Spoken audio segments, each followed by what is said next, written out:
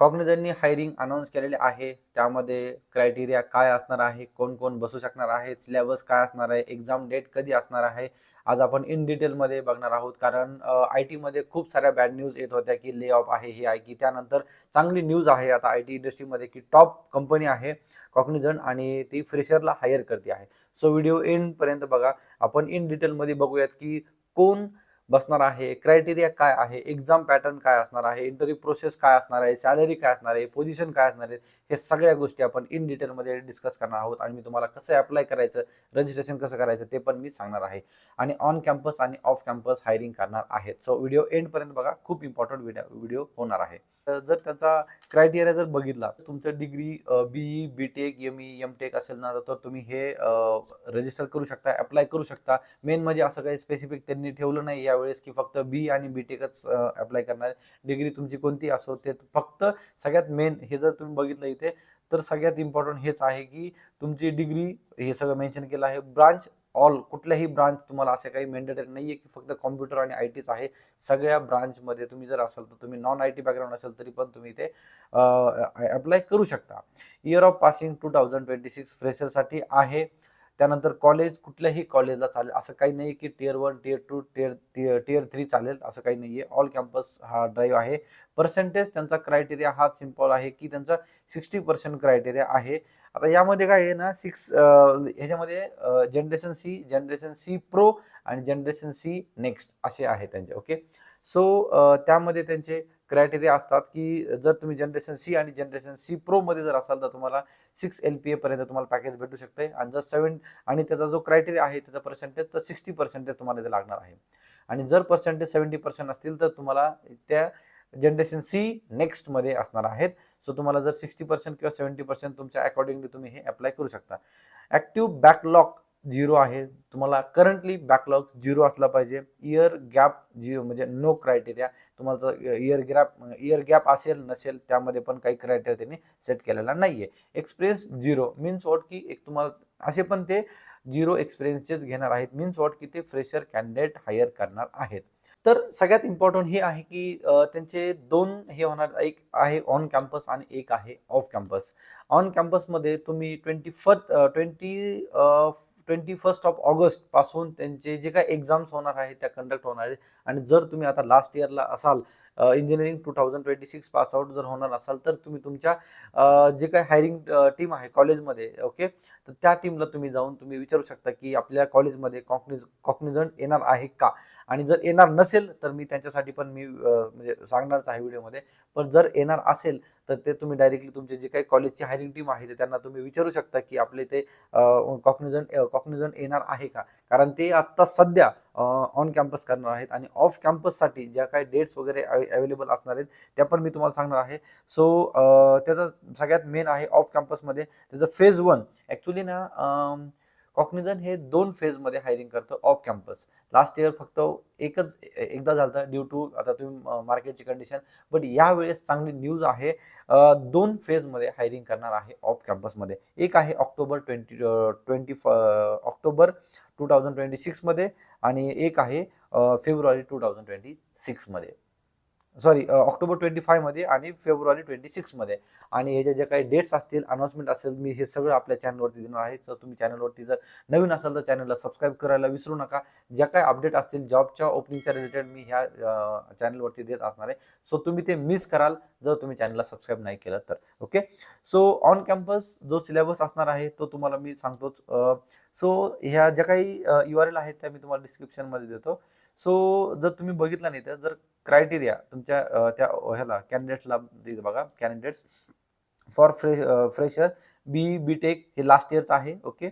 So हे बघा, 60% and above, 10th 12th under graduation PG हे जर तुमचं ऍप्लिकेबल असेल तर. ओके. आणि जर तुम्ही एक्सपिरियन्स असाल, एक्सपिरियन्स साठी तर आपण काय सध्या बघत नाही, फ्रेशरसाठी बघतो. तर इथे सगळे बॅकलॉग, नो स्टँडिंग बॅकलॉग्स आहे त्यांचा. एज्युकेशन गॅप नो क्रायटेरिया, म्हणजे gap between academic does not exist. Okay. 2 years पेक्षा जास्त नाही पाहिजे. त्यानंतर सगळे इथं तुम्ही डायरेक्टली गो थ्रू करा, हे मी तुम्हाला URL देतोच. ओके.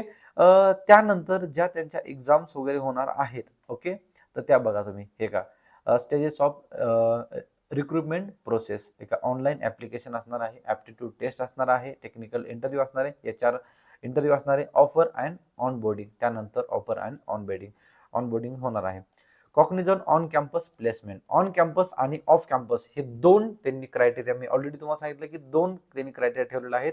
ऑफ कॅम्पससाठी पण तुम्ही म्हणजे असं काही नाहीये की तुम्ही जर समजा तुमच्या कॉलेजमध्ये जर कॉग्निझन येत नसेल तर तुम्ही ऑफ कॅम्पस पण बसू शकता. ओके, आणि असं असेल किंवा तुम्ही ऑन कॅम्पस अप्लाय केले तुमचं झालं नाही, तुम्ही नंतर ऑफ कॅम्पस पण करू शकता. ओके, आय थिंक पण त्यामध्ये गॅप काहीतरी 3 मंथ्स आणि 6 मंथचा पाहिजे आहे. जर तो गॅप जर असेल तर तुम्ही करू शकता, नाही तर तुम्हाला ऑफ कॅम्पस पण बसता येणार नाही. मिनिमम 6 मंथचा गॅप हवा आहे, हे एक मॅन्डेटरी आहे.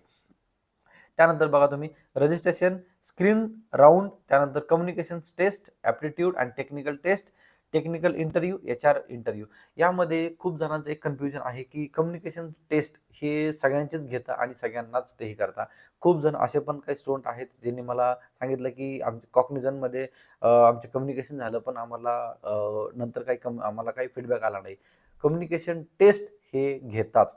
ओके, खूप इम्पॉर्टंट आहे कम्युनिकेशन, कारण सर्व्हिस बेस्ड कंपनी आहे, त्यांचे जे काही क्लायंट्स असणार आहेत ते फॉरेनर असणार आहेत. त्यांच्याबरोबर तुम्हाला मेल, मीटिंग्स, डेली स्क्रम, जे पण असेल ना प्रोजेक्ट रिलेटेड तुम्हाला डिस्कशन करायला लागतं.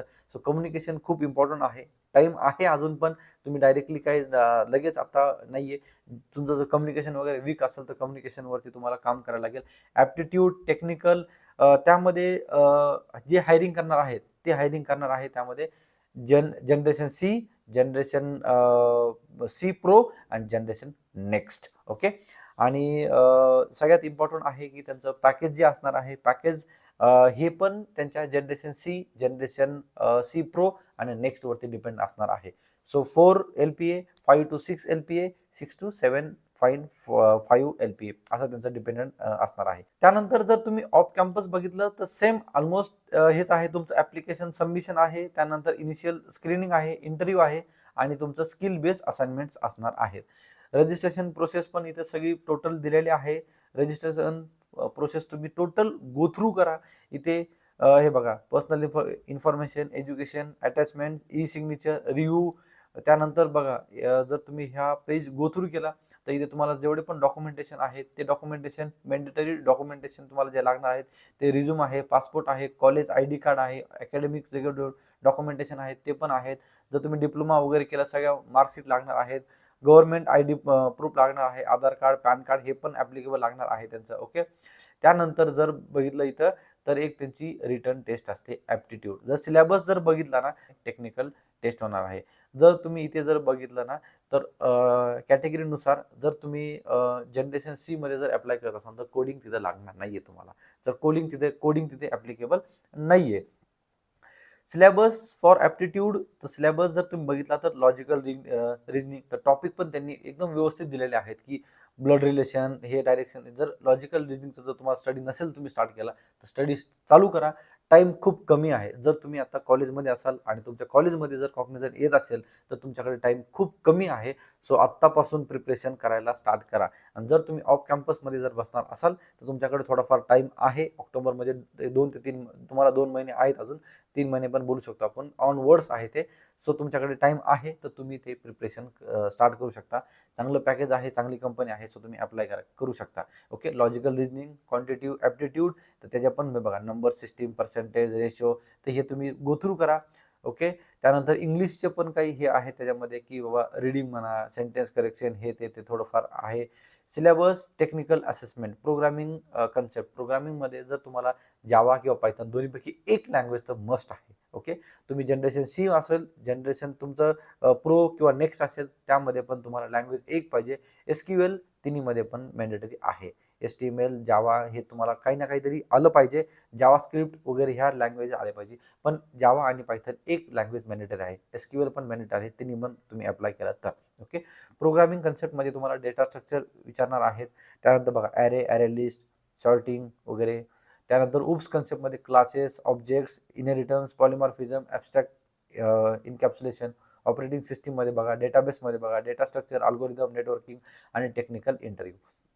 तुमचं जर टेक्निकल स्ट्रॉंग झाला असेल तर टेक्निकल राऊंड तर तुमचा हा एकदम व्यवस्थित होतो. जर तुम्हाला टेक्निकली जर तुम्हाला मॉक इंटरव्ह्यूची जर हेल्प पाहिजे असेल तर आपण टॉपमेटवरती आहेत. खूप सारे जे स्टुडंट आहेत ते टेक्निकलसाठी म्हणजे काय ना ॲक्च्युअल इंटरव्ह्यूमध्ये ज्या तुमच्या चुका होत आहे त्या तुमच्या मॉक इंटरव्ह्यूमध्ये तुम्ही करू शकता आणि फीडबॅक घेऊन ते इम्प्रूव्हमेंट करू शकता. जर तुम्हाला टॉपमेटवरती जर सेशन बुक करायचं असेल तर मी डिस्क्रिप्शनमध्ये लिंक दिलेलं आहे. 50% ऑफ आहे सध्या डायरेक्टली. ओके. आधीच खूप मिनिमल प्राईस आहे आणि त्यामध्ये 50% मी ऑफ आपल्या स्टोअरसाठी दिलेले आहेत. सो तुम्ही डायरेक्टली जाऊन ते चेक करू शकता. ओके. सो हे बघा questions ask during technical interview. हे बघा तुमच्याकडे नॉर्मल तुम्हाला आयडिया पण येऊन जाईल. हे जर तुम्ही जर गो थ्रू केला ना एचआर इंटरव्ह्यू तुम्हाला काय विचारणार आहे, tell me about your self किंवा काय, तर या पण आहे डॉक्युमेंटेशन तुम्हाला काय काय घ्यायचे आहे, प्रिपरेशन फॉर टिप्स, हे टोटल जर तुम्ही हे व्यवस्थित हे बघा फ्रेशर जन्सीमध्ये फ्रेशर असेल तर 4 LPA जन्सी सध्या त्यांचं इथे प्रो आहे. ओके. तर ते 4.5 जनरेशन नेक्स्ट 6.5 to 7 या कॅन्डिडेटला व्यवस्थित म्हणजे टोटल त्यांनी दिलेलं आहे. ही साईड एकदम व्यवस्थित हे गो थ्रू करा आणि त्यांच्या ऑफिशियल वेबसाईटवरती जर तुम्ही गेले ना तुम्हाला इथे बघा what is the GenC India program, त्यांचा प्रोग्राम काय बघा हे त्यांचा comprehensive skill program, higher education program हे टोटल आहे.